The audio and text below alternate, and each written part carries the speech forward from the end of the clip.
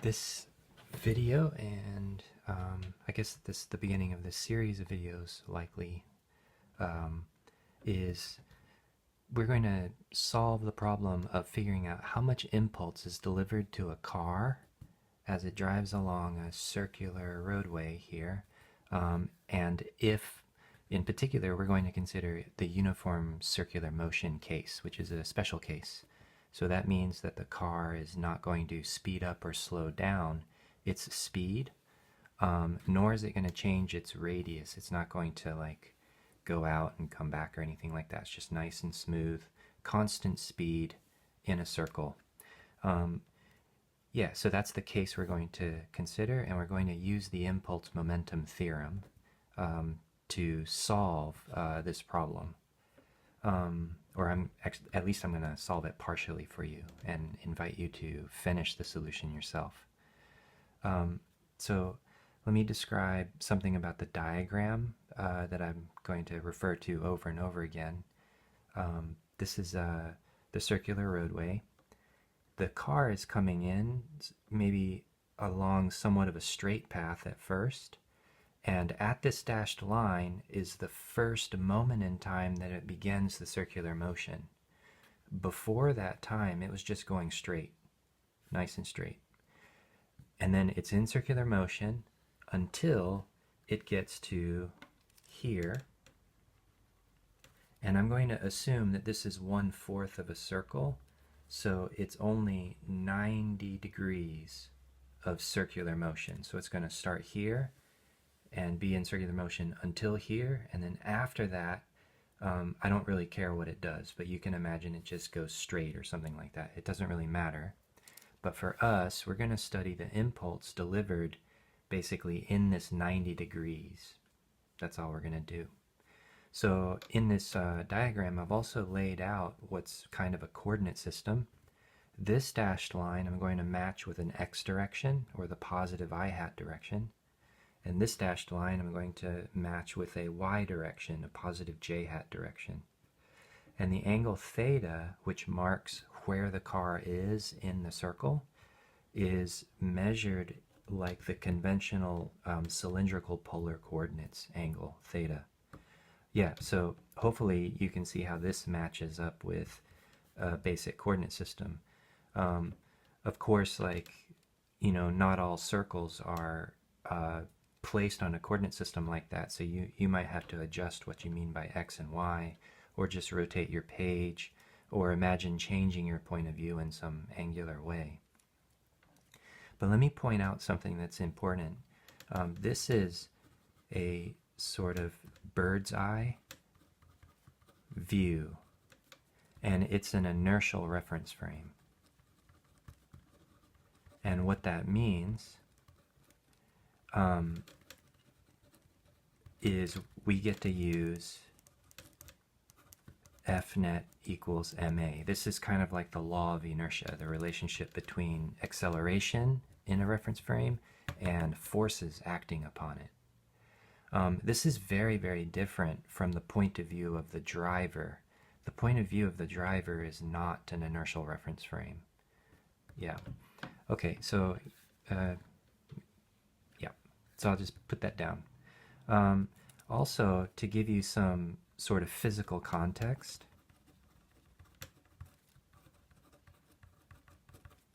let's what I mean by physical context is, let's,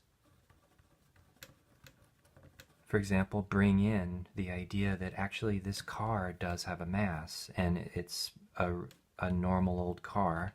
I don't really know what the mass of cars is. It's probably, yeah, a lot more than what I'm about to put down. Yeah, let's do that. So let me say it's 5,000 kilograms. That might be about right. I don't know. I wish I knew, actually. We'll also say, for physical context, that somebody starts a stopwatch right when they tilt the steering wheel, to start the circular motion. So that as soon as they start to tilt the steering wheel and begin the arc, somebody starts a stopwatch. And let's say that it takes them 20 seconds to make it all the way through. So we'll say that T1, or the starting time, is 0. T2, or the finishing time, is 20 seconds later. So there is, so we can say it takes 20 seconds to complete the quarter circle. And another piece of physical context is how big is the quarter circle. So how big it is, let's say that it's 100 meters in radius. 100 meters is roughly the length of, say, a soccer field or something like that. It's a pretty big distance, but it's not a mile. Yeah, so it takes 20 seconds to round this curve. The curve's curvature, or radius of curvature, is 100 meters. And you can see that, so this is 1/4 of the circumference of a circle, whose diameter is 100 meters, and it takes 20 seconds to travel that distance. You could go in and calculate the speed of the uniform circular motion. The speed is, so 2 pi r is the circumference, but we only travel 1/4 of it, so that's the distance traveled, and it takes us 20 seconds to do this. So that's the speed of the uniform circular motion, right? This is 1/4 of the circumference, and we divide by the amount of time it takes us to travel 1/4 of the circumference. And you can see that, so 2 over 4, there's pi over 2 left over, pi over 40. And it'll be, so pi over 40 times 100, I guess, right? 100 meters, and there's seconds on the bottom. So some physical context. Yeah, so this is the speed in the uniform circular motion, and it is constant in time because it's uniform. Uniform means constant, and also constant radius. Okay, there's the physical context. So I'm going to go a step further, though, and describe that we can write that the position as a function of time, so this is position in time of the car, is r of t, and I'm just going to write it down, and it will match up with, if you go look up uniform circular motion in like an early kinematics chapter, it's just going to match up with what you see there.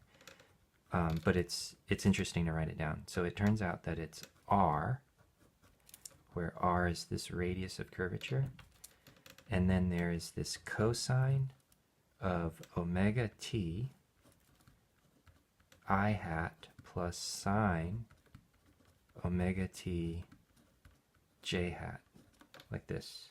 So r times the combination of cosine omega t I hat plus sine omega t j hat. Omega is something I want to put up in this physical context. So omega, the name of this lowercase w looking symbol, it's a Greek lowercase letter called omega. So omega has something to do with how quickly this angle is changing.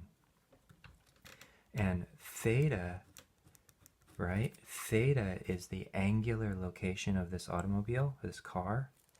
Theta of t is going to be written as omega t, where what happens is theta goes from 0 radians to pi over 2 radians in 20 seconds. So omega is the rate of angle change. And the rate of angle change, well, it changes by pi over 2 radians in 20 seconds. So this is pi over 2 radians, and it takes 20 seconds. So angle change per time is what omega is, and we multiply by t, and that's what theta of t is. So theta of t is pi over 2, 1 over 20 seconds times t. So right in here, this thing that sits here, omega times t, is the time-dependent angular position. And it shows up in two different places, right? And this is the time dependence of the angular position. The angle opens in time, kind of like a clock hand. So there's r of t. If r of t looks like this, v of t is simply the time derivative of r of t. And I'm just going to write it down, but the idea is you can just go look at r of t and imagine taking the time derivative of these two terms. Can you see it's like, so this is not time dependent. You can imagine it being distributed over the two terms in here. This one, the time dependence, is inside of a cosine. And when you take d by dt, you'll get a sine with the omega outside with a minus sign. Over here, the sine function will become a cosine function, but not with a minus sign, and the omega also comes out. The answer to taking the derivative of r of t is just minus r omega sine omega t I hat plus r omega cosine omega t j hat. I hope you can see that that's what happens. I'm going to clean it up a little bit because r omega is a common coefficient on the two terms. So I'll take r omega outside and leave over inside sine omega t I hat plus cosine omega t j hat. All right, so let me move on. That's v of t. A of t equals d by dt of v of t, right? So when you take the time derivative, here's v of t. So I'm going to imagine taking the time derivative of this line here. So it skips the r omega and goes inside. D by dt of sine omega t is minus cosine, positive cosine omega t, but there was already a minus sign. And that omega pops out again to leave over, I'll just cut to the chase, it's r omega squared, and then there's the minus sign still, cosine omega t I hat. In this case, the d by dt hits the cosine, turns it into a minus sign with an omega outside, so it goes minus sine omega t j hat. That omega that popped out, I put it over here with the r omega, so it's r omega squared.